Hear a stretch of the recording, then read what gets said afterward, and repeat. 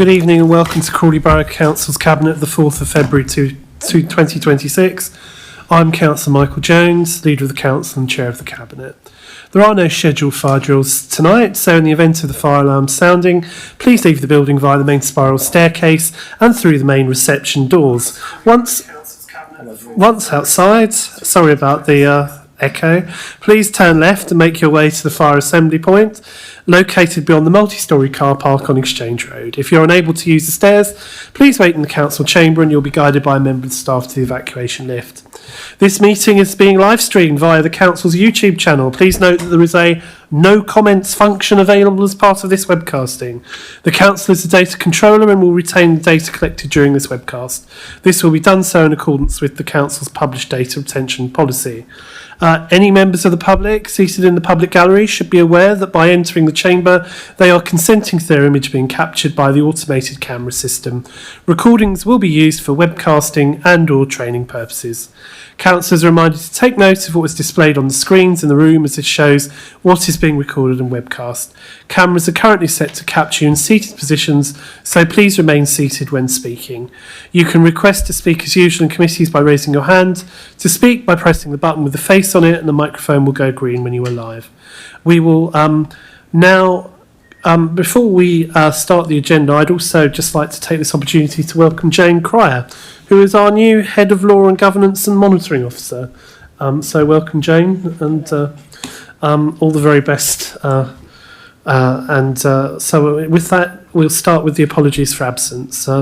Have we received any apologies for absence? No, Chair. No, I didn't think. No. Does any member have any disclosures of interest? Oh, Chair. oh yeah, sorry. Yes. I should just mention that I have to leave at 8:30 because I've got a council-related event I need to attend to, and I need to go to another part of the country. That's perfectly fine, Councillor Hilton. Thank you very much. Thank you. Does any member have any disclosures of interest?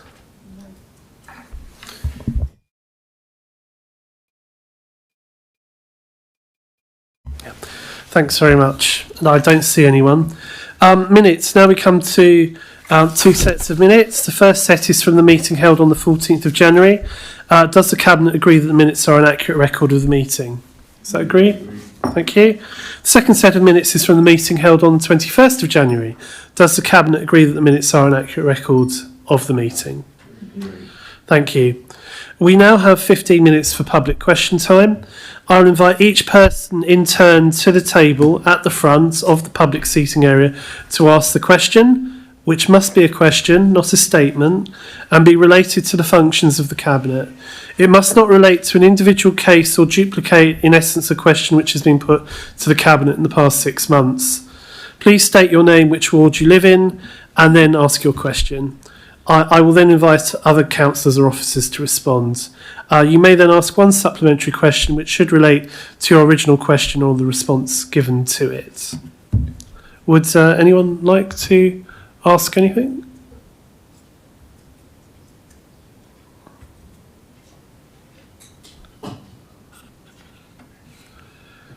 Thank you. If you, yes, as I say, if you could state your name, where you live, and then ask your question. Okay. My name's Dr. Catherine Mackenzie. I actually live in Red Hill, but climb at K2 Crawley, and I'm here representing some of the climbers and parents of children who climb at the K2 climbing wall. Thank you. Do you want to? Yeah, please ask your question. Yes, thank you. I wanted to ask that, in view of the lack of full consultation there seems to have been with the staff, the users of the centre, or the general community, does the council feel that a pause to allow this to occur is appropriate? I should pass this to Councillor Chris Mullins, as portfolio holder. Is it on? Yeah. Look, first of all, can I say that none of us ever want to be in the situation where we're looking at the viability of services, and we also, as you know, employ a contractor who has to run things to the best of efficiency. And we also were surprised at how the announcements are made to some extent ourselves, because we might have handled it a bit differently to what it was handled. And for that, if we've caused anybody to be upset, that was never our intention. But we have to look logically at the situation with the climbing wall and the fact that whilst we're proud to have had it there, it's become more and more unviable financially. And in 2021, High Sports, which ran it since K2 opened, actually gave it up, asked us to take it over because they didn't see that they could make a financially viable business out of it. And we were really stuck with what to do. And then K2 offered to try and run it, and they did. Since 21, they've been running it. The management there come to us now and said that we cannot carry on running this facility with such large losses. It doesn't pay its way. And that's the problem with it.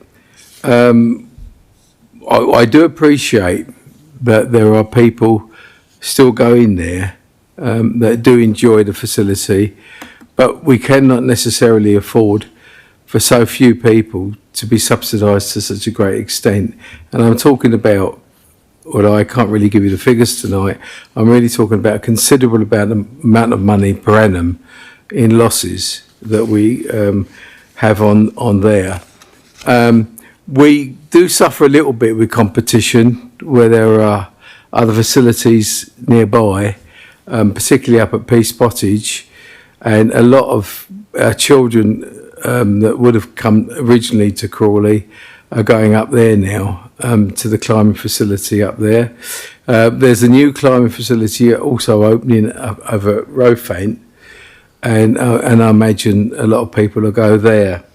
There is a list of climbing facilities around, and that is Clip Climbers at Peace Pottage, Volume 1 at East Grinstead, Withdean at Brighton, Withdean LC, Bouldering Brighton, also in Brighton, and Ador Outdoor Centre has got one.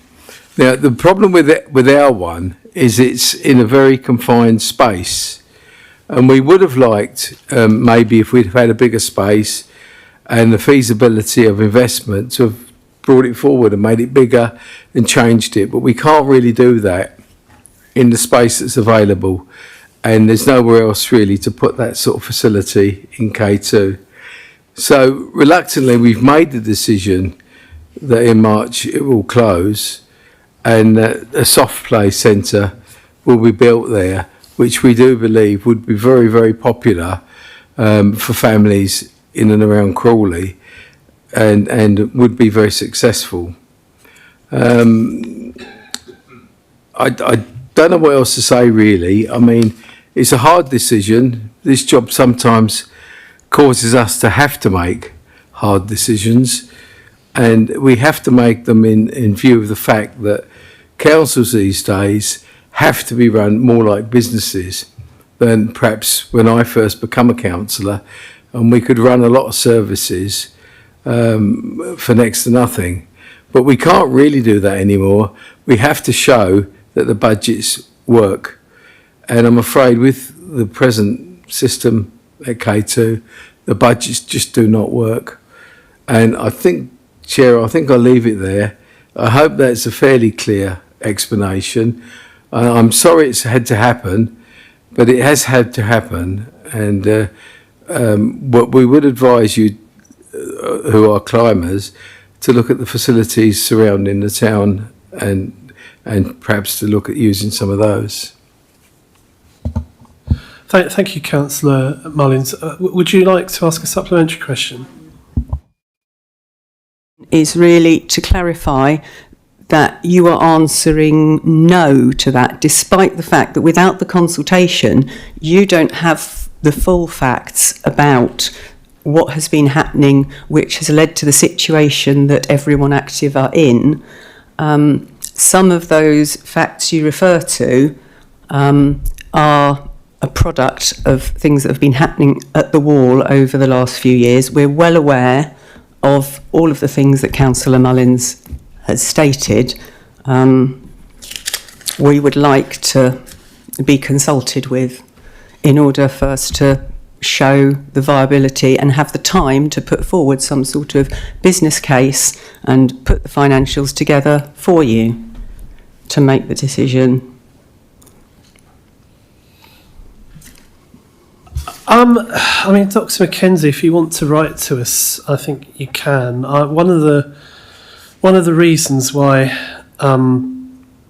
this hasn't gone out in perhaps the way you might like is that a meaningful consultation, given the constraints that have been put forward, isn't as easy to achieve. Unfortunately, the service or the facility, the climbing wall, has been losing money for several years, and it's had reduced numbers quite substantially using it, and there is quite significant competition in the surrounding area. We've also had the case put to us through Everyone Active that alternative provision will benefit a significant number of users and families instead. It's not a comfortable decision that we've had to make. It's one that we have been informed of the situation through our managing contractors, which are Everyone Active, and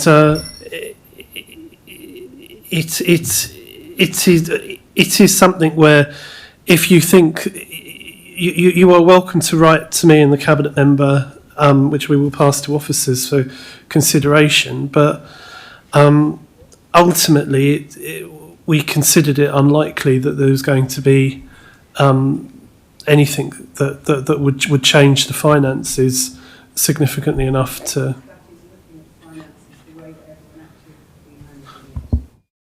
It's about that, but obviously I can't bring that up at this meeting because of the way it is structured. I've had my question.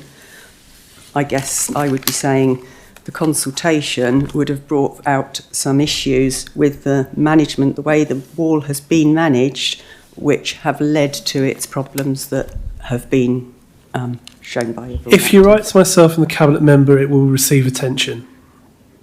Just make one last comment, and I'm sorry it's come to this. I really am. I mean, I'm known for somebody who'd give all our services free, which used to be my dream when I was a young man, to charge nothing to anybody and just put these services on. We can't do that, but I've got to make the point that the company High Sports couldn't run it, and they're a very professional company. Well, no, I'm really sorry. I think please tell us what you think the reason is. But if you could do that when you send us the other information that you wanted to, that I'd appreciate that. Thank you. Yeah, thank you. Are there any other questions? Yeah, gentlemen in yeah.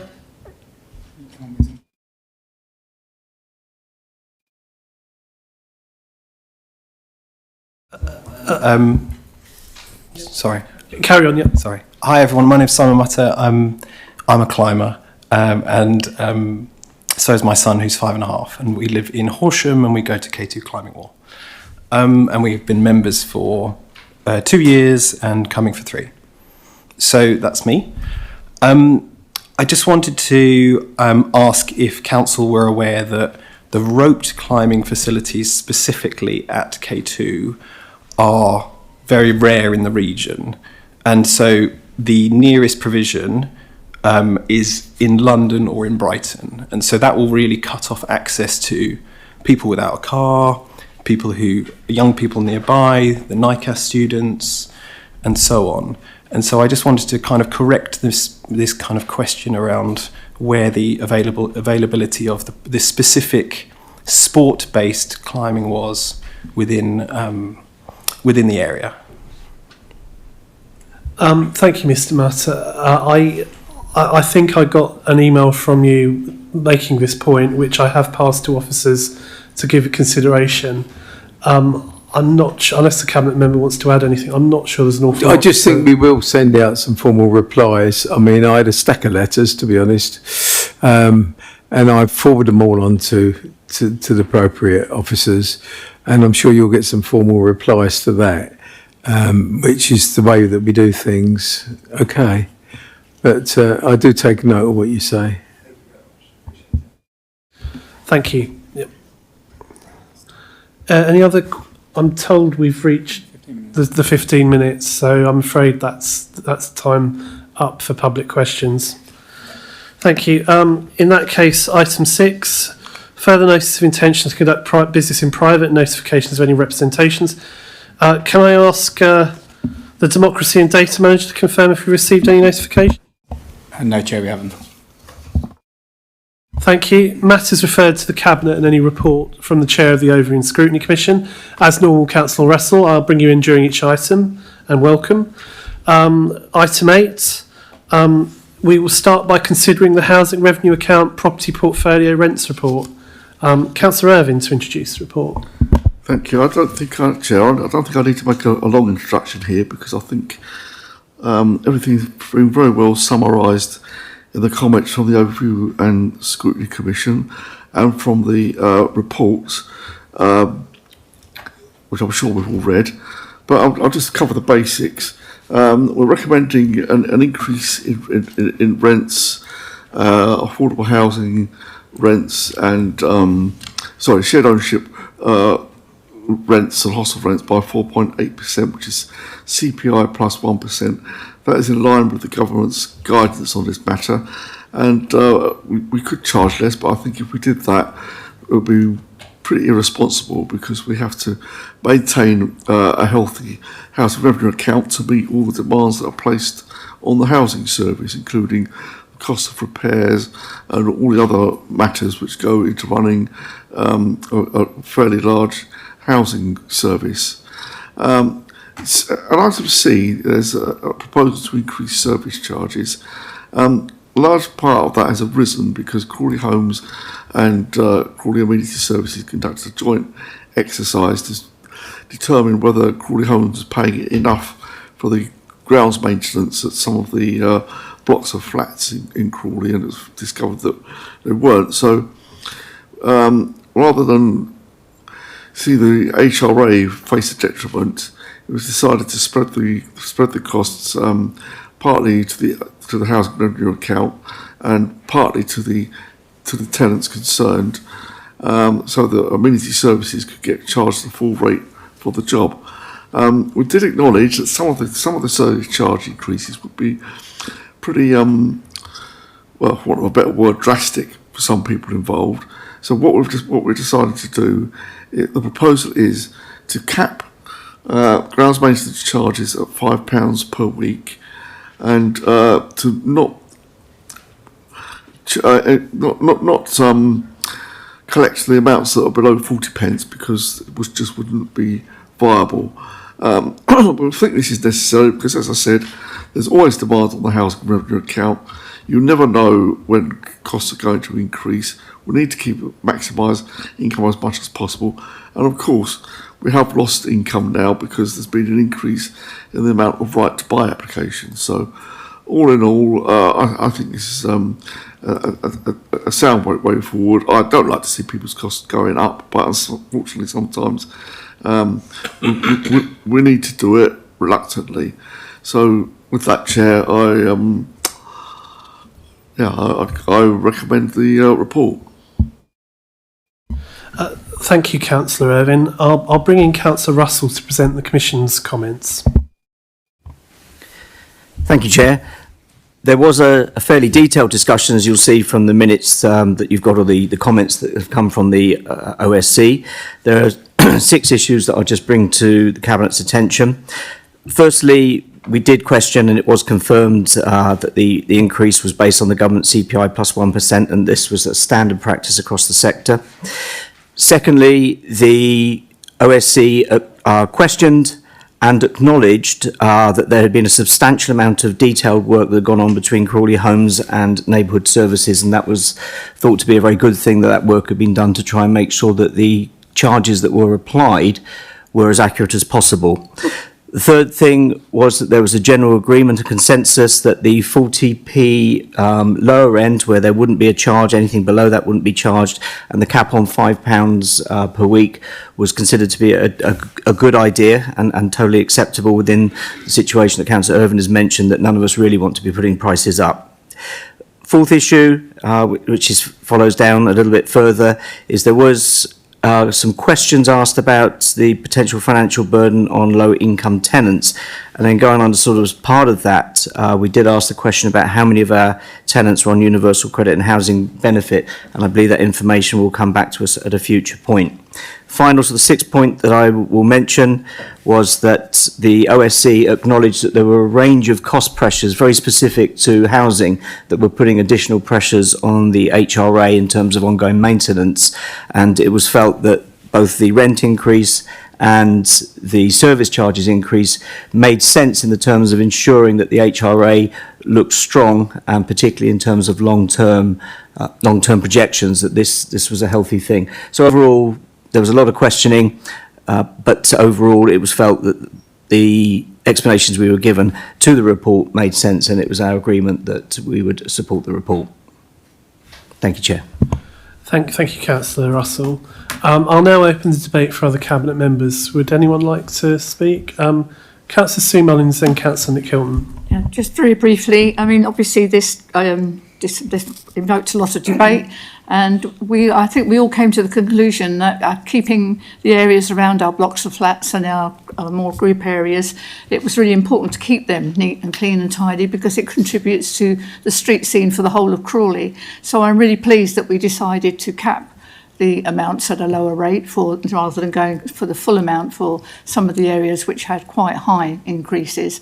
And I think it was a sensible way forward to also not implicate the very tiny amounts that would have probably cost us more to recover than it would to actually operate it. So I think we've come to a very sensible and pragmatic solution to the whole thing. And I'm just pleased that we still do maintain all of our areas in Crawley to such a high standard, because as I said, it contributes to our street scene for all of our residents, not just for those people who actually live in those blocks of flats.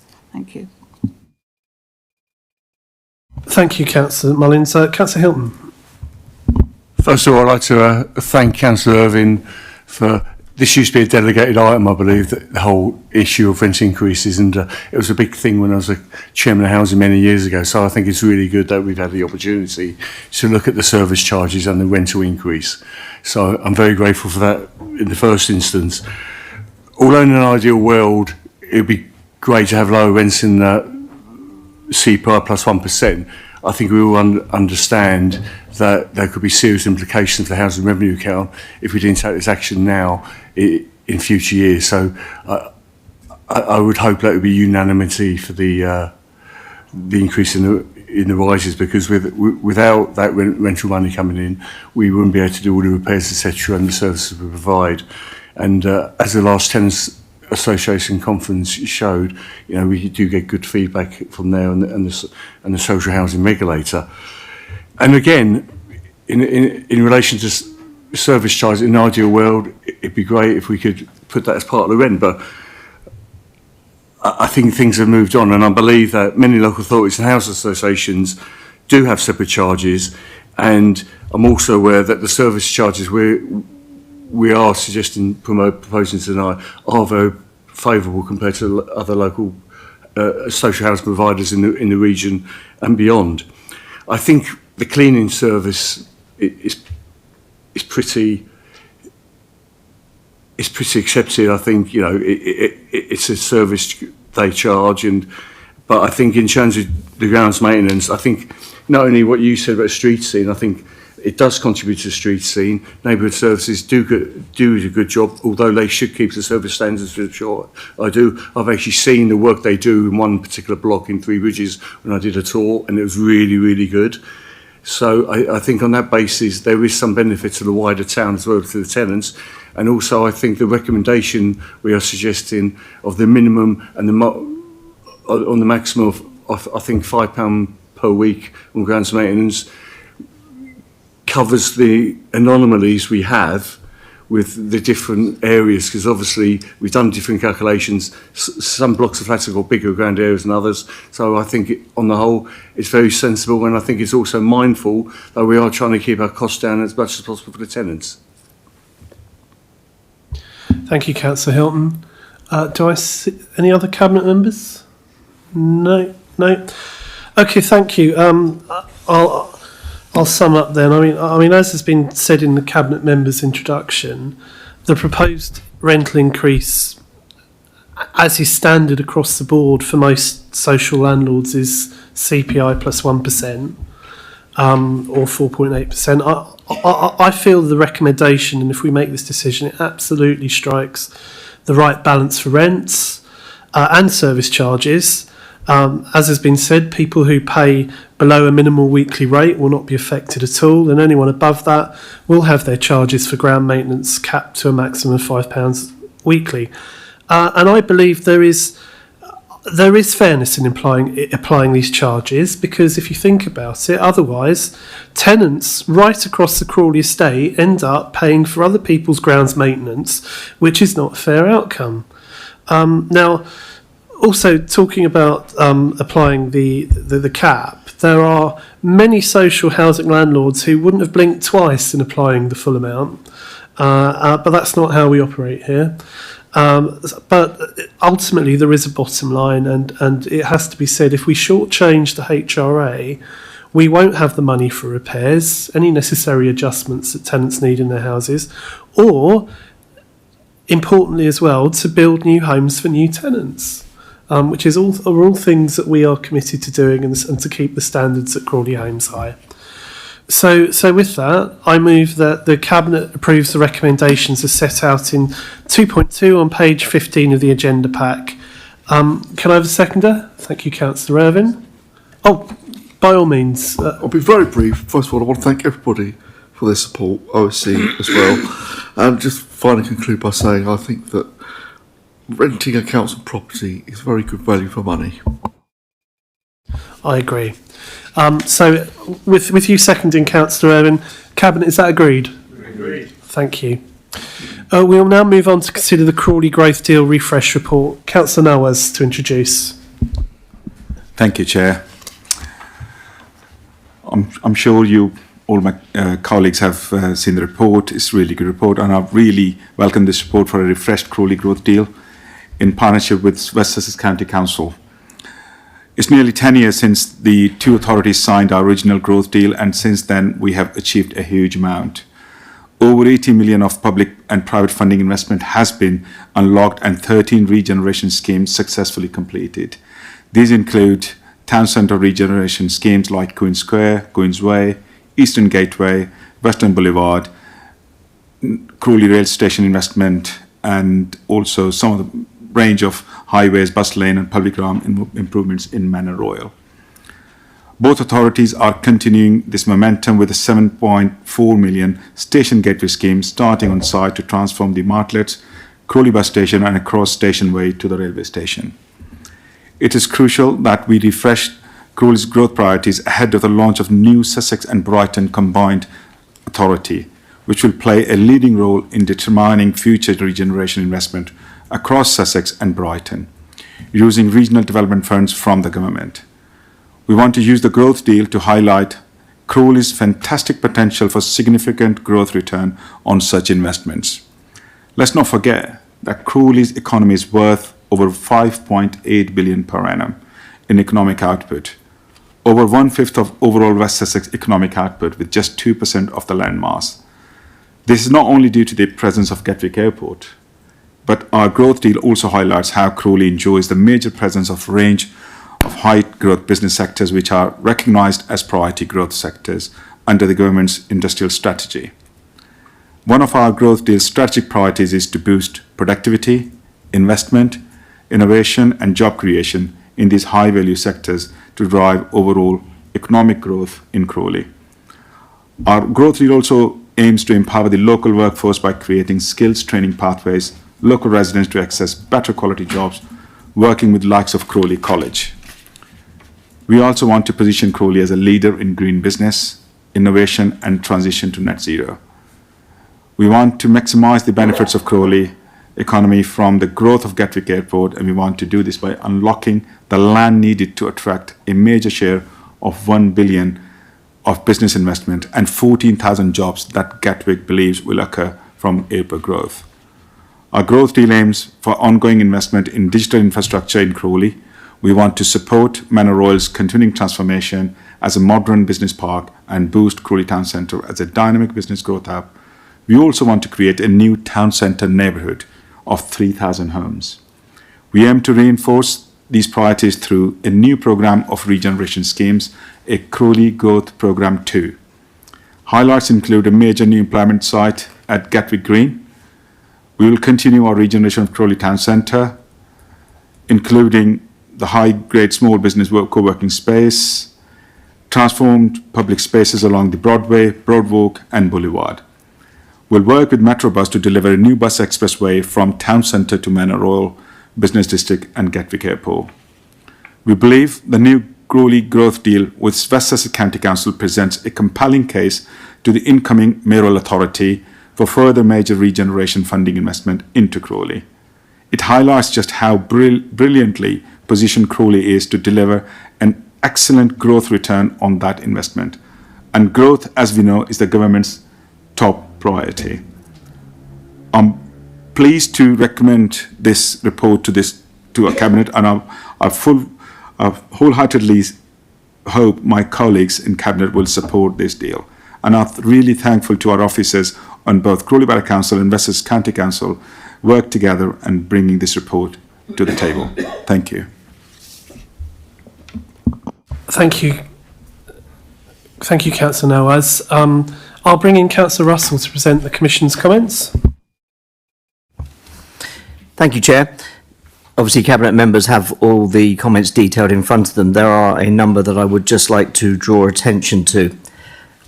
I would start with, overall, I believe the position of the OSC was that the Crawley Growth Deal refresh represented an outstanding piece of work, that actually we wanted to recognise the collaboration that had gone on both between Crawley Borough Council and West Sussex Council that produced a very strong and powerful document. Secondly, also acknowledge that there have been 13 completed regeneration schemes that had gone through already.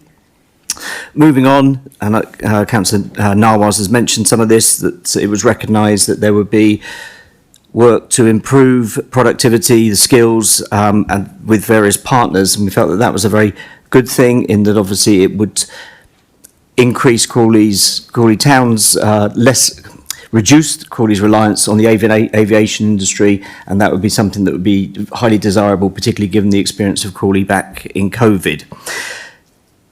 There was a broad endorsement of the ambitions that were set out in the Crawley Growth Programme, and that it was one of the most advanced in West Sussex, and that was congratulated. What I would like to stress, though, and I think this is very important, that the OSC doesn't simply act as cheerleaders for the work of the Cabinet and the reports that come through, and we do interrogate council officers and Cabinet members. And if you look at the fifth bullet point, you have a series of areas that were questioned. It was felt that in each of those areas that we questioned and asked for more detail on, we got answers that we were very happy with. So finally, overall, we felt that the document represented a strong and coherent framework. And the phrase I think I've heard and loved is that actually it provides a very compelling case for future authorities that we don't yet know of to invest in our town when we lose the voice that we have for Crawley at the moment. So overall, it has a lot of support coming through from the OSC. Thank you, Chair. Thank you. Thank you, Councillor Russell. I'll now open the debate for other Cabinet members. Councillor Hilton. Thank you. I'm really speaking in strong support of the recommendation for the Crawley Growth Deal refresh in my role as a Cabinet member for sustainability and climate change.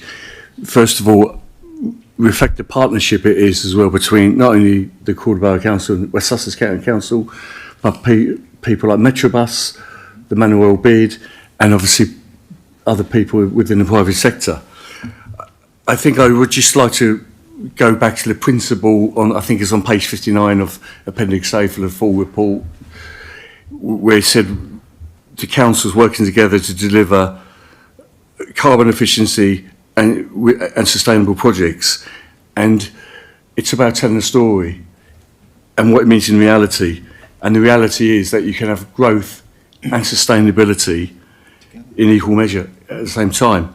And it's things like improved bus connectivity, the improved hub bus, the expressway, the better cycling links, things like Innovation Centre, re-enginised Manuel, the list goes on and on. But the important thing is that in terms of well-being, air quality, improvement, working within a better environment, and working, even going back to skills and jobs in the town centre, it's a whole package. So you can be sustainable and the growth, and it's really good news, and I congratulate everyone involved in it.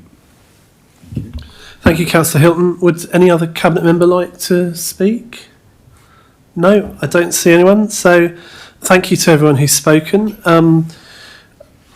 We have to ensure that the economic growth and prosperity of Crawley Borough is at the heart of what we do as a council. And the borough has a proud record of economic achievement, and there are real opportunities with growth at Gatwick, the new jobs created, and the work being done to train and provide new skills to our existing population. And with the arrival of the incoming combined mayoral authority, I really feel there is a genuine opportunity here for us to be setting up those potential investments that they will be able to be picked up and delivered on top of what we can do ourselves. The Mayor will know through things like this plan that Crawley is here to do business, and the growth deal plan will help achieve that even more efficiently. The Queensway Stores example springs immediately to mind as something a devolved Mayor should be giving their support to, and I'll be actively calling on them to when they arrive. But the scope for us to really achieve some spectacular successes is there through in this growth deal, through many of the examples that Councillor Nawaz has listed tonight and on Monday night at OSC. So on that basis, I move that the Cabinet approves the recommendations as set out in 2.2 on page 45 of the agenda pack. Can I have a seconder? Thank you, Councillor Nawaz. Is that agreed? Agreed. Thank you, Cabinet. We will now move on to the budget monitoring report, quarter 3. You will note there is an additional recommendation contained within the supplementary agenda for this report, and I'll move this as part of the main report. I'm pleased to be here tonight to brief Cabinet, on the Council's financial performance to the end of quarter 3. The Council forecasts a net general fund surplus for 25-26 now of 126,000, which is an improvement of 358,000 since quarter 2. The improvement is driven largely by additional investment income. The significant service pressures reported previously remain, most notably the vacant property costs and temporary accommodation. Ashdown House is currently being considered for inclusion in the Crawley Growth Programme as a small business town centre commercial space scheme to replace the Queensway Stores location. Further updates will be provided once the business case is finalised and the scheme is adopted. There has been no change to the projected overspend for empty property costs that we reported at quarter 2, and alternative solutions continue to be investigated. The Create building and Town Hall lettings. The budget for the year includes letting income from another floor of the Create building, which hasn't materialised, so I'm advised now is an appropriate point in the year to recognise that net loss, which after applying the loss allowance and the contingency budget amounts to 308,000. This risk was recognised when the budget was set last year, but on a more positive note, there were very recently have been several viewings undertaken by prospective tenants. Temporary accommodation. Homelessness continues to be a significant pressure on the council's budget. The cost of temporary accommodation is forecast to exceed the budget by 1.13 million this year. This is expected to be met from additional grant funding. And I think this needs recognising because the previous government was more than prepared for us to run down all our available money, which was bad in so many ways, but it should be noted that the numbers have plateaued and next year's budget includes significant capital investment for housing. So we are using more of our base budget than would be ideal, and indeed the housing benefit subsidy to local authorities being frozen at 2011 LHA levels still needs to be addressed by the government, but we are undoubtedly in a better position than before. In terms of investment interest, we believe that interest receivable is forecast to be 2.224 million, which is an extra 1.094 million compared to quarter two. The increase is due to sound Treasury management in managing in-year cash flow from timings of capital spend, additional income from right to buy receipts, and better utilisation of bank facilities, together with later than expected Bank of England cuts. It would be imprudent to be over-optimistic at the beginning of the year, as cash flow can be extremely volatile and cannot be guaranteed. This is with the usual caveat that it will be challenging to do this well in 26-27, but we have predicted leaner times before and more pessimistic expectations have not been proved correct. Savings delivery, I can tell the Cabinet we're making good progress against our savings target. The report summarises the savings achieved to date of 983,000 against a full year of 1.732 million. The lower figure is due to the timing and set-up costs of some savings which weren't anticipated when the budget was set last year. It should be noted, however, that the expected full-year savings for future years is 1.598 million.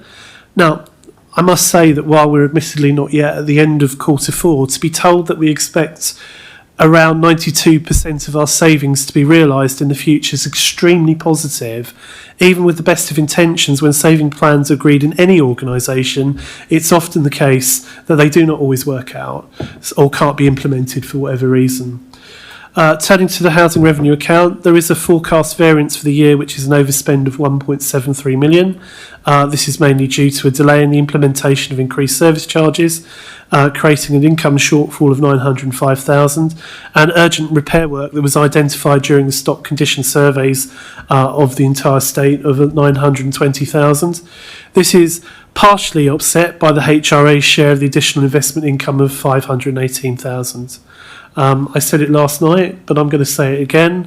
I'm not going to make any apologies, and I sincerely doubt the Cabinet Member for Housing will be making any apologies for ensuring that repairs are prioritised to maintain standards for decent homes. We also, there was, as has been sort of covered in the previous item, there was the need to get service charges right and striking the right balance of what is fair under all the circumstances.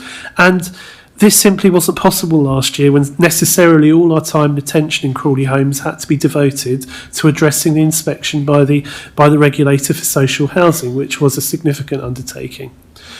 Moving to the capital programme, of a budget of some £68 million, the programme is largely on track, with a projected slippage of £3 million into future years, which is detailed in the report. Cabinet approval is sought for an additional £231,000 in new capital projects funded from in-year capital receipts. These projects cover fire safety and energy efficiency at our community centres and support for sustainability projects through access grants. Moving to the reserves, the general fund balance continues to be above the recommended minimum balance at a forecast of 4.5 million, above our £3 million minimum target, which sets us in good stead for next year's budget. I think Cabinet members will remember what we were projecting this time last year, so I think that's significant. The HRA balance is maintained at £5 million, which is prudent. Total usable reserves have increased from £65 million to £74 million, which has been driven mainly by the extra capital receipts from right to buy. Treasury management, all activities were compliant with the Council's approved Treasury management strategy, with the exception of a temporary breach of the maturity structure indicator, which was at 36% versus the 30% limit. The reason for this Cabinet is that the Council took advantage of a favourable time to restructure some of our HRA borrowing. And now this produced significant savings for the HRA, so the risk of refinancing was considered and deemed to be acceptable by the Section 151 officer, having sought advice from the Council's Treasury Management advisors. So with that, I'll bring in Councillor Russell to present the Commission's comments. Thank you, Chair. Again, Cabinet members have the details in front of them of the summary of the discussions. I will try and draw your attention to what I think are the most salient points. The OSC acknowledged the improved position since quarter two of 358,000.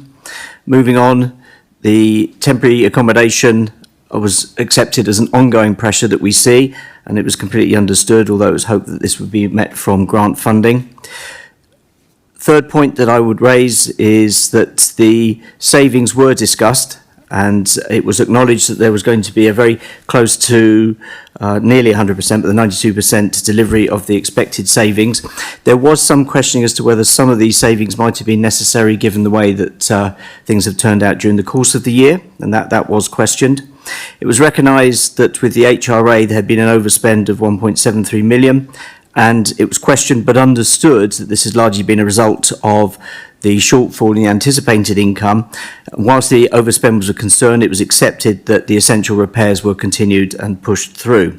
There were two areas where the OSC did, I believe, question and challenge what the narrative we had been given, but were given satisfactory answers. With regard to the third but last point, the change in the 24-month loan maturing exceeding the 30% limit. It was questioned as whether this was done with officers on the officers say so, or whether it was done with political consultation, and it was confirmed that this had been done with political consultation, I believe with yourself as Cabinet Leader, Councillor Jones. Finally, I think what I would want to draw attention to is that there was clarification sort of about very specific variances relative to costs that were incurred, repairs within the parks, the forecasting of investment income, and in particular the projected income from litter enforcement and the achievement of car parking charges. These were questioned and answers were sought to that. So that's essentially a summary of what was said. Thank you, Chair. Thank you, Councillor Russell. I'll bring in other Cabinet members. No, it's budget he wants to talk about. Would anyone like to speak on this? I don't see anyone. In which case, if everyone's been provided with all the information they require, that's great news, and we'll move on to the recommendation. In doing so, people will see that there's an additional recommendation as detailed on page 3 of the supplementary agenda. I'll cover this point now because it's relevant for the budget item as well for the next financial year. But essentially, the council is attempting to increase the money that it has available for acquisitions under the HRA, which is a very good thing to do because not only is that does that mean that there's better rental income for the HRA going forward, but it also means that that potentially takes households that would otherwise need temporary accommodation away from temporary accommodation and into a secure tenancy, which I think we'd all be very much in favour of. So that's the reason for the supplementary agenda for both items. But in that case, just to explain that, I move that the Cabinet approves the recommendations as set out in 2.2 on page 101 of the agenda pack, including the additional recommendation as detailed on page 3 of the supplementary agenda. Can I have a seconder? I saw Councillor Noyce first. Sorry, Councillor Hilton. Is that agreed? Thank you, Councillor Cabinet. We move on to consider the 26 to 27 budget and council tax report. Again, you will note there is an additional budget request in respect of capital investment, along with the revisions to the table at paragraph 10.5, Appendix B and Appendix C. These are contained within the supplementary report agenda for this report, and I'll move this as part of the main report. I'll now introduce this item. Cabinet, Crawley has had a very good provisional settlement from government and an increase of 33.8% over the 3 years of the settlement, with 11.9% for next year. Once specific service-related grants have been taken into account, this amounts to about an extra £1 million of general grants. We've done much better on our business rates than forecast in the budget strategy, with an increase of £2.2 million. This is due to a higher rateable value, chiefly due to Gatwick Airport. The increase in funding is very welcome, but the risk of appeal by the airport remains, although we are cushioned by the government's safety net, which guarantees our income for next year. We also need to remember that government funding only covers a proportion of our gross expenditure. We still have to help ourselves through fees and charges and council tax. This is one of the reasons why the proposal is to apply the increase in precept of just under 3%, as outlined in the papers. Making the case to government that we require further support in future would otherwise be undermined if they perceived that we weren't taking all of the opportunities already presented to us. Following on from the hard savings that we had to make last year, officers and the Cabinet have worked extremely hard to identify some further £865,000 of efficiency savings for 26-27. All of this stands us in good stead for the lead up to vesting day. The budget has taken out some of the risk in relation to commercial property and allows for a contingency budget which provides needed funding to provide the Council with the capacity to deliver and improve against our priorities as set out in the corporate plan right up until vesting day. The main risks as identified in the budget are a higher than anticipated pay awards, the Home Office new burdens funding and Create building lettings, as well as general cost pressures. These are all laid out in the report. All of this allows us to maintain spending in our priority areas and retain the capacity at the Council to deliver the services that we think are important to our residents. Crawley received its provisional finance settlement in December 2025 based on the government's fair funding review.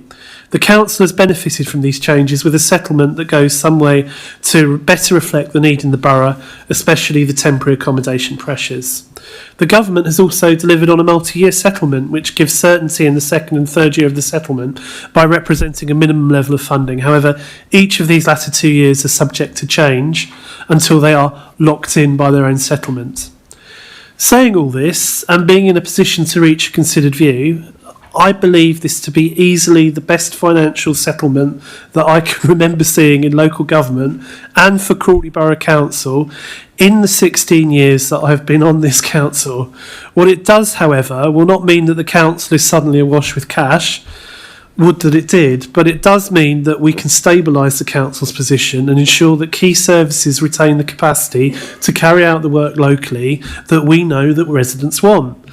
And I have to say that is a far more optimistic position than we were ever left in with the previous government. So moving on, looking specifically at the overall funding outlook for 26-27, our funding rises from 17.482 million to 20.770 million, which is an increase of 3.288 million. Our retained business rates are guaranteed at 6.729 million. However, as I mentioned earlier on, there is a risk that with appeals that rateable value might go down. The balanced budget is based on a recommended council tax increase of 2.99%, which represents a £7.15 rise for Band D council taxpayers, which is in line with other nearby councils. Our capital programme of 88.27 million is proposed for 26-27, which includes major housing and infrastructure schemes, notably HRA acquisitions, to increase the supply of larger homes. Up to £12 million, I've got the figure there. Temporary accommodation acquisitions and Little Trees burial extension will ensure 30 years additional space. Our capital resources have improved via increased right to buy receipts disposals. However, future schemes may require borrowing given the scale of our council house building programme to meet the demands caused by our declared housing emergency, as well as an ambitious general fund capital programme. Now, I have to say the projects for the capital programme in the general fund set out in the report will not only be an impressive achievement, they will be particularly so in the face of some of the challenges that we were previously faced with. But I have to say I'm also especially proud and keen that we press forward with our housing revenue account capital programme as well. In terms of the housing revenue account, as people will know, this is the expenditure and income for running the council's own housing stock and closely related services or facilities, which are provided primarily for the benefit of the council's own tenants, and it has its own ring-fenced fund. We've covered some of this in an earlier item, but just to confirm, the main points are the budget is based on a rent increase of 4.8%, which is CPI plus 1%, and that the HRA continues to see an increase in repairs and maintenance spend. The main drivers of the increase continue to be inflationary cost pressures, as well as the outcomes of the HRA's programme of stock condition surveys, which we've done and recently, and the legislation changes for decent homes and AWAB's law, resulting in an increased budget for 26-27 of 1.063 million. So I've finished there. I'll bring in Councillor Russell to present the Commission's report. Councillor Russell. Thank you again, Chair. Cabinet members have the details in front of them of the issues that were discussed. Again, I will try and draw people's attention to what I think are the key and salient points. First of all, clarification was sought and obtained with regard funding settlements, and detailed explanations were given by officers, and I would thank officers for those, of how there have been shifts in grants and there have been a rationalisation and consolidation of various grants that were being received. That said, overall, it was acknowledged and recognised that there was a net benefit to the council of approximately £1 million in the settlement. Moving on, there was questions, I believe it's the third bullet point that people have in front of them. There were questions asked about the 4.8% increase in fees and charges, and it was confirmed that each budget and area is looked at individually. This isn't a standard This is a standard tariff that was applied across all council services, but it would be looked at and justified on an individual case-by-case basis. The question was asked and details were sought and explained to us about the business rates, and there was a very detailed explanation again of, I believe, the vagaries and how much we can rely on those business rate figures because of the shifting possibility of challenges at a future point. Those were given again in a very detailed way, and I would thank officers for those. Final things I would like to say: there were a number of specific issues where additional detail was questioned and asked for. Clarification was sought on the homelessness related figures within the report, and we were advised that further written details will come to us at a future point. The further questions were also asked about the Treasury advisors, and information was provided on that issue. Card payments was raised and discussed, as was the local bowls and croquet clubs and the changes in arrangements there. And finally, there was issues raised and discussed about the garage maintenance savings and the condition of some of those blocks. So again, there was a lot of questions asked. You have the key details there. I think generally answers were received that felt satisfactory to the majority of the OSC. Thank you, Chair. Thank you, Councillor Russell. I'll bring in Councillor Crowe. Thank you, Chairman. Good evening, Cabinet.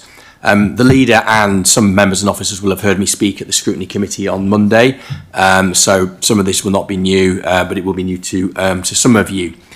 Firstly, I welcome the 3-year settlement. I think that is helpful in terms of future financial planning.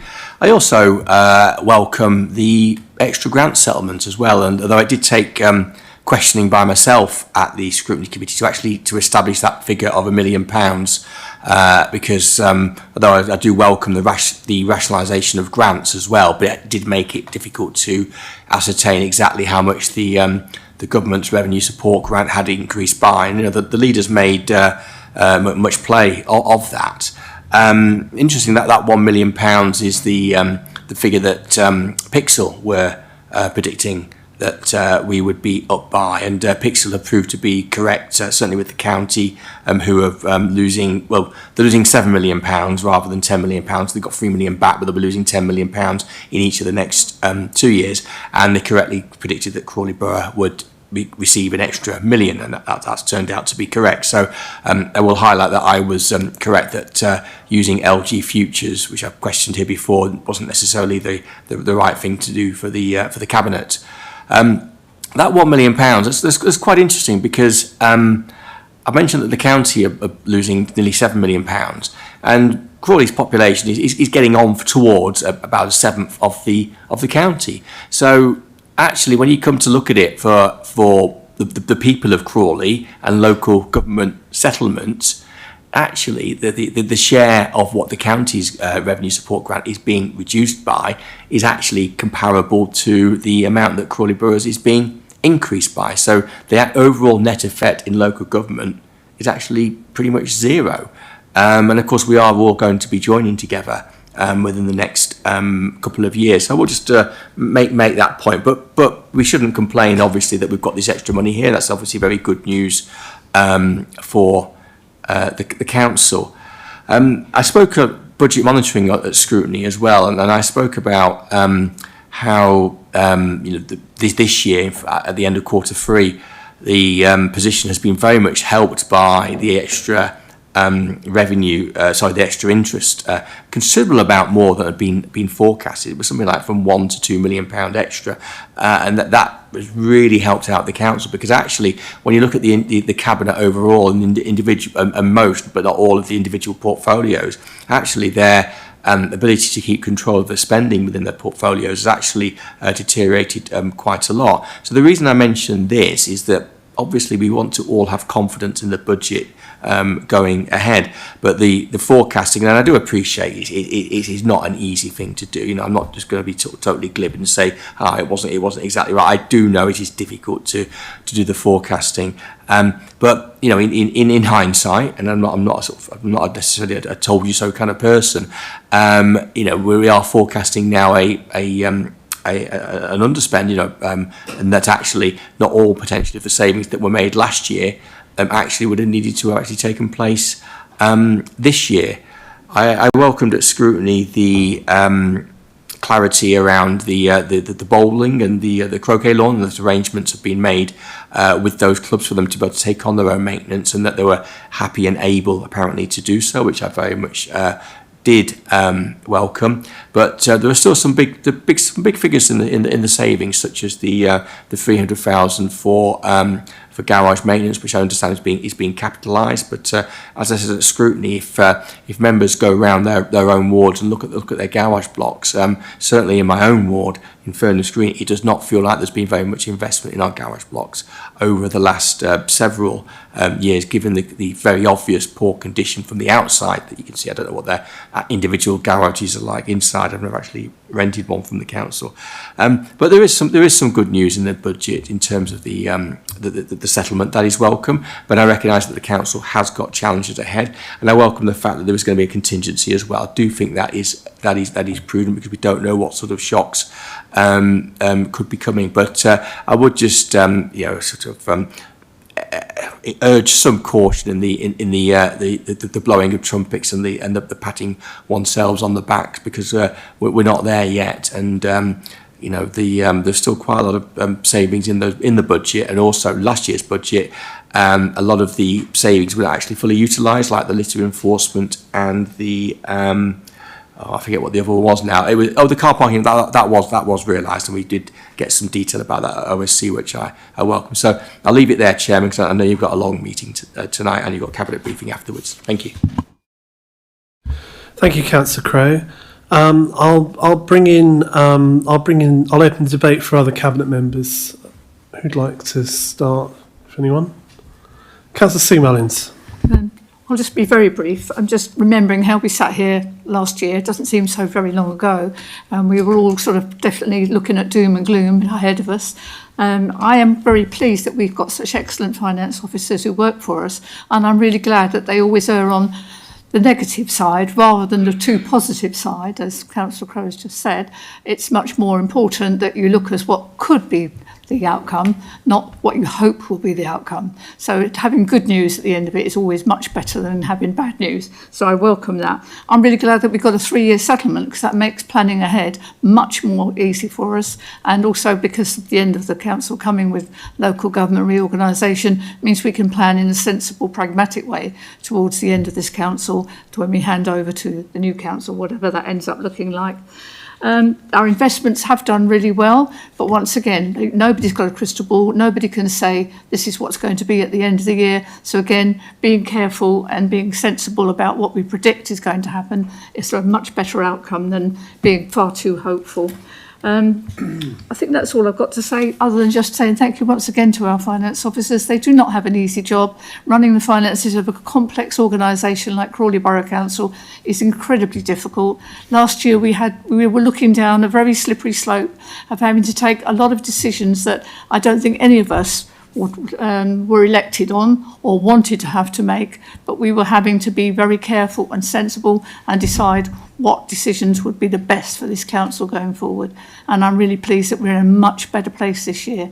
And I think we did some very useful work last year. You mentioned the Bowls Club and the croquet lawn. I think we did some important groundwork with those people who run those organisations to see how we can go forward, how they can survive with a bit of support from us and a bit of work from them as well. So I think a lot of useful work was done in that direction.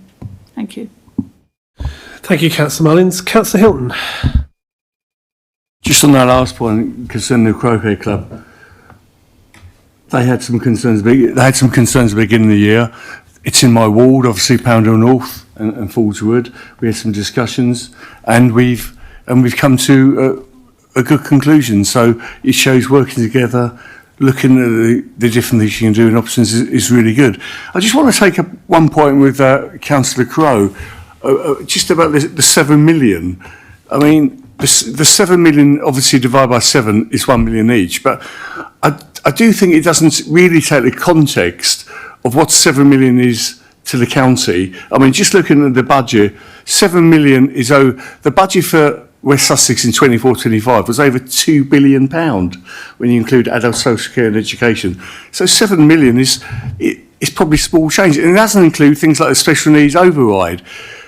And in terms of 1 million for a budget of 25 million for Crawley Borough Council, considering it's like 5%. And if you look as well historically at how the council revenue support grant to Borough Council since 2012 has actually reduced by 43% from about 7.5 to about 4.5, and the council tax has increased by about up to about 8.5 and 7, which shows the increase in population. It shows that £1 million on fair funding has made a big difference to so many different services. You know, unfortunately last year we had the tail end of 14 years of austerity and looking what was going on, and now as a borough council we can look ahead. There's different things we can do, and we had to stop making some savings, but that £1 million and the fair funding gives us a real room for optimism. And I think a lot of things on this budget, the reserve position will be better next year. We can look and provide all those services, certainly within my portfolio in terms of neighbourhood services. I hope we can go strength for strength. Obviously that's uncertainty with LGR, but I think this is a good budget for the future. And I congratulate A, the government, and B, for all their officers, for all their hard work throughout in terms of treasury management, investment, etc., etc. And I'd like to thank them for all their hard work, and I'm quite optimistic. It's good news. Thank you, Councillor Hilton. Councillor Chris Mullins. I just feel as though I wanted to say a few words as well about the bowls, the croquet, and I suppose we had to put, to some extent, some pressure on these clubs to make them look at themselves, to try and find answers. And I think that is a good thing to do now, because as we go into LGR, they are going to be far more secure in their self-sufficiency than they perhaps would have been had they still been very much relying on the council for spending quite a bit of money on their facilities. So I'm pleased about that. I'm also pleased to see Worth Park Fountain managed to get the funding through the Heritage Grant funding, because it was only a year or so ago that we were looking at whether we could turn that fountain off. And I think it's a really major and important feature in Grattan's Park. And I think with it turned off, it would have taken a lot away from the park. So I'm glad to see that's there. We should find a way of saying that it's got to be a permanent feature of that park into the future. But of course, it might not be us, I suppose, making those decisions. We'll see. But I think overall, we will be forced into eventually looking at all sorts of organisations that we fund to see how we can encourage them to increase their own funding. And that's just going to be the reality of it as we go on. But I think if they can come to those conclusions themselves, they become stronger organisations, and their membership means more to them, and members of the club means more to them, and that's quite important. So these are just decisions that have got to be made. We used to say years ago that what our job was to get things off the ground, get the clubs going, and then for them to take off and do the things themselves. And I think it's quite important that we still have that psychology, really, and that these many clubs that we do support start to understand that. We may not always be able to keep them going, that they might have to at some time keep themselves going. But I'm pleased with the results for this year, Chair, and I'll leave it there. Thank you, Councillor Mullins. So am I. I mean, just on that point, I think our experience this year absolutely vindicated our decision to give the Bowls Club and the Croquet Club a year's reprieve, to just give them a chance to work out an alternative set of arrangements, and that appears to have been successful. I mean, it is one of those difficult decisions, but in this case, there was a possibility that we could work with the officers, and so. Or the community groups could, and they did. Okay. Any other cabinet member contributions? No. In that case, I'll just respond and then go to the recommendations. I would just say thank you to everyone who's contributed. I would say to Councillor Crowe, nice try, Councillor Crowe. I mean, I think what's happened this year with the national settlement is money's been directed at the areas where it's needed. I just think of when Rishi Sunak was boasting that he was diverting it all to the wealthier areas. And I think over the last 10 years and all those graphs and all those figures that showed we were particularly badly hit here in Crawley, by the previous Conservative government, finally some justice in the fairer funding, and this makes a huge difference. And I think that's been indicated through the description of the budget tonight. Again, Councillor Crowe referred to sort of variances. I think inevitably with any sort of organisation as complex and as fast moving as this council, there are going to be variances in the different portfolios. But other than those listed, there was.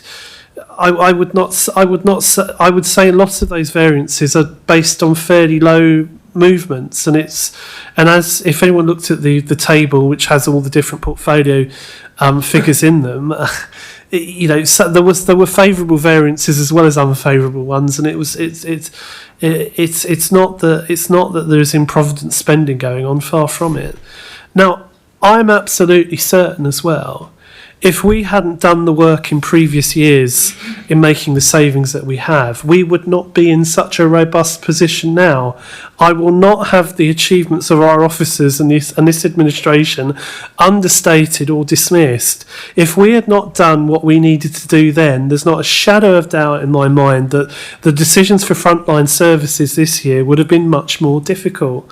But we have protected that, and we have largely saved the council from anything other than minimal redundancies as part of that, which again I think is a significant achievement.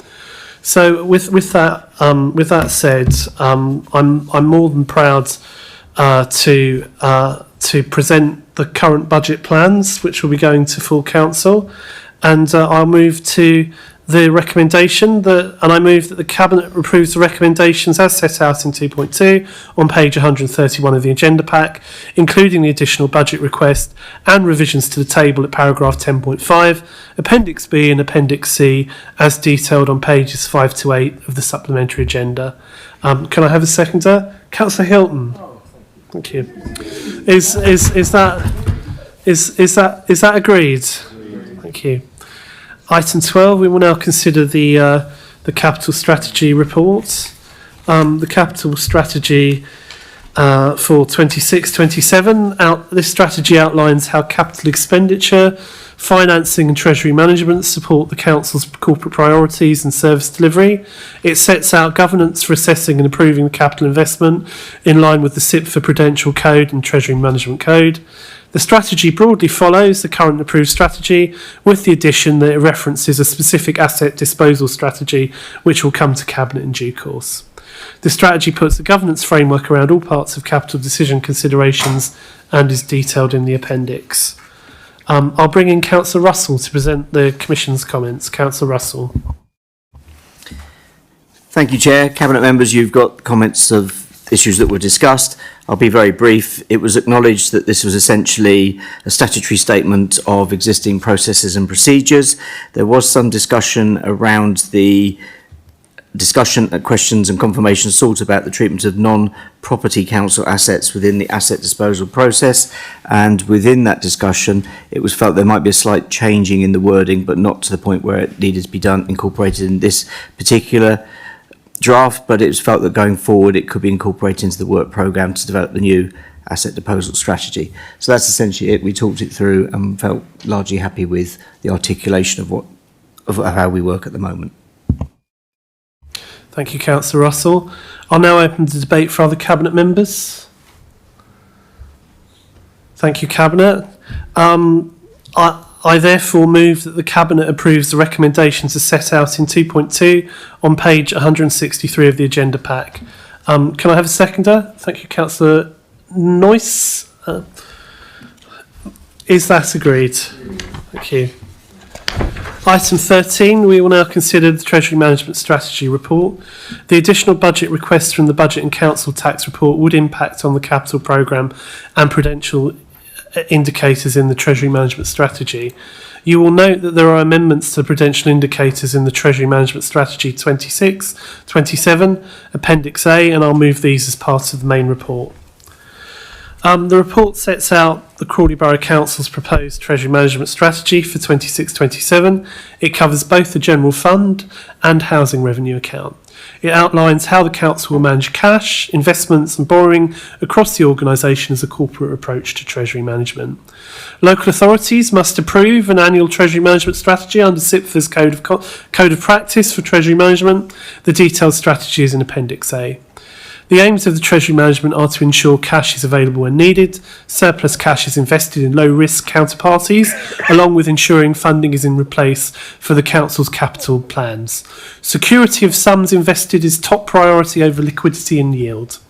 The strategy includes a range of prudential indicators which have been updated to reflect the 26-27 budget and capital programme.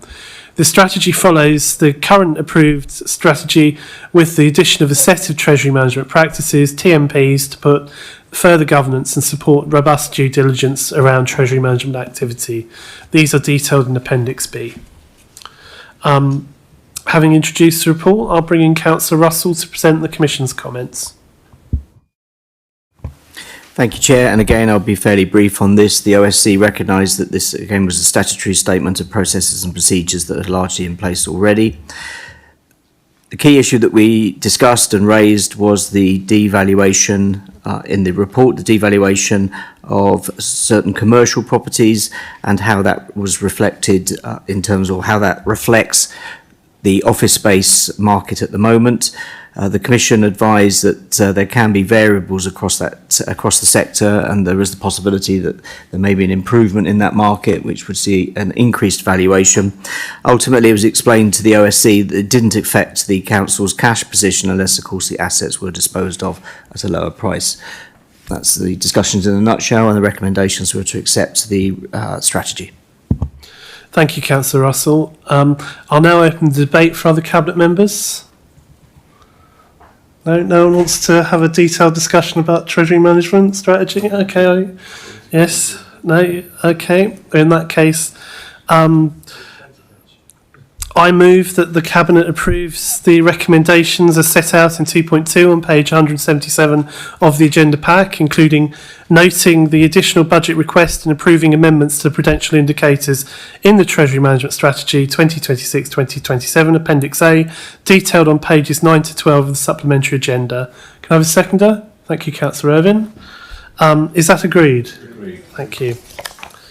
We move on now to... We will consider the Irrecoverable Debts Report.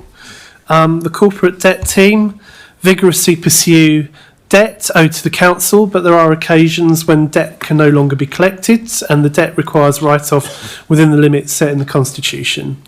Section 5 of the report sets out the debts that are requested to be written off by the Cabinet, which come to a total of £345,500 and 21 pence. The report also summarises the debts written off under delegation by myself and by the Head of Corporate Finance. Again, these are not decided lightly, and the finance team will attest that I look very closely at the detail of such lists and question them where appropriate. I'll now open the debate for any other Cabinet members.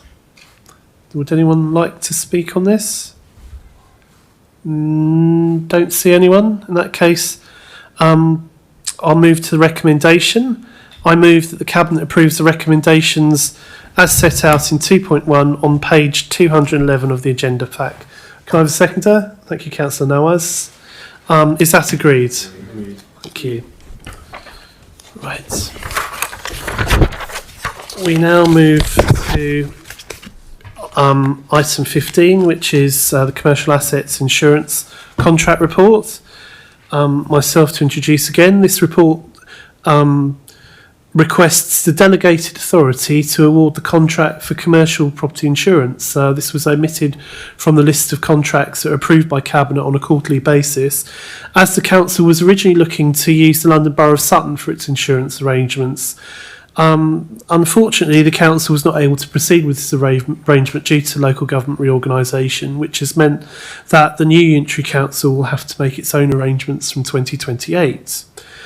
This is disappointing, but not one we can do much about, other than to proceed with obtaining with other providers for ourselves for the remaining period we are here. I'll open the debate and call in Councillor Crowe. Yes, thank you, Chairman. And firstly, actually, I did actually welcome some of your summing up on the budget, because some of what you said about making difficult decisions in previous years, standing the council in good stead, is exactly what I said after 8 years of Conservative control of this council, where we made £8 million worth of savings. But moving on to this agenda item. Ancient history, Councillor Crowe, ancient history. With 8 million savings you didn't have to make, which obviously got your thought. But anyway, so I'll move on. This agenda item caught my eye, because this is quite a significant contract, being over £500,000. And you've actually answered one of the sort of questions I was going to flag up during my speech, when you said it was Sutton that the council were potentially having discussions with, but weren't able to because of LGR. But we do seem to have left this rather late in the day. So I found the background in the report quite interesting. So it says that the contract comes to an end at the end of March. That's just the end of next month. So it's about 8-9 weeks, isn't it? And it mentioned that LGR sort of threw a spanner in the works effectively with those negotiations with London Borough of Sutton, as I now found out that it is.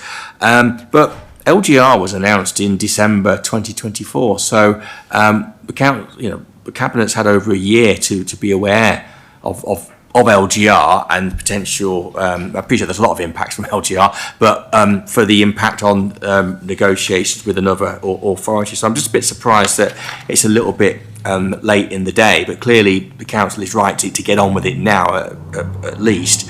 And then also that the procurement exercise has missed the deadline for the twice yearly procurement report to members. And again, I don't know why that is and why it's so late in the day. And then it also references 4.3 that the cabinet dates will fall too early, too late. So at least we're getting on and doing it now. But it just sort of read to me when I read it collectively that I'm not entirely sure why we are in the position where we're doing this so late. And I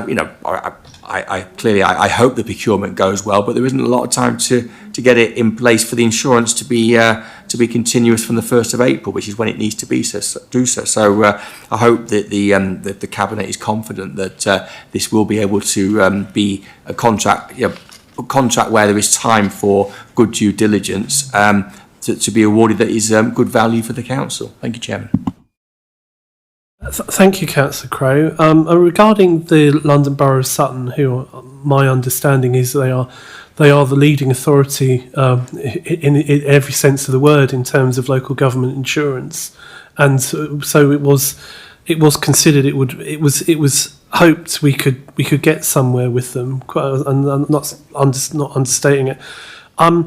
I'm not sure it was clear until recently that that LGR was going to be the stumbling block, but can I ask the finance officers to respond, and also if they can give some reassurance that we will make the deadlines, that as Councillor Crowe's asked that question. Thank you, Chair. Yes, I mean, I think you'll remember that it was on last year's savings list. Sutton have got a very good reputation. It certainly would have helped with the administration of the insurance contract. And Sutton themselves didn't realise that they couldn't insure us. In fact, it's not as straightforward as they could have insured us for 2 years, so they did come and see us, but the risk was too high. They thought we might be like a sleepy district council that they could sort of take on with low risk. When they saw our balance sheet, they said that we had the risk of a small London borough, and they would expect us to stay in the consortium for at least 5 years to be able to balance the risk. So unfortunately, they wanted our business, but they had to decline us. And as for it being missed off the procurement list, that was an unfortunate oversight. And as we were going out to do the procurement, we realised we didn't have the delegation, which meant we had to go to the next committee to ask for it specifically. Yes, we do have enough time. They're working on it now.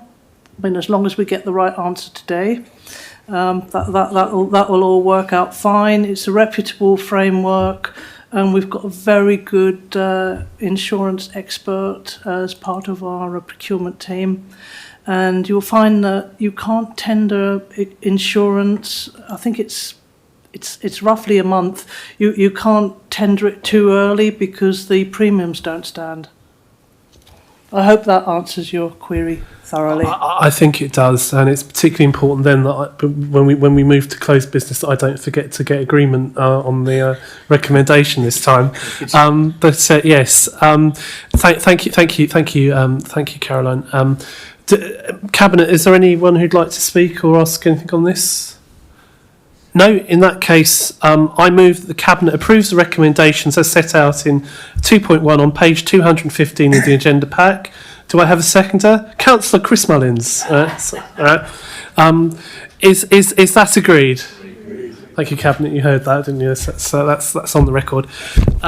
In this case, we will now move on to the consideration of the exempt items, and therefore, I'm afraid our viewers online will have to leave us. But before they do, I move that under Section 100A, subsection 4 of the Local Government Act 1972, the public be excluded from the meeting for the following items of business on the grounds that they involve the likely disclosure of exempt information as defined in Part 1 of Schedule 12A of the Act by virtue of the paragraph specified against the items. Is that agreed? Agreed. Thank you. The recording and live stream will now finish, so I wish to thank anyone who is watching. Please can I, yeah, thank you.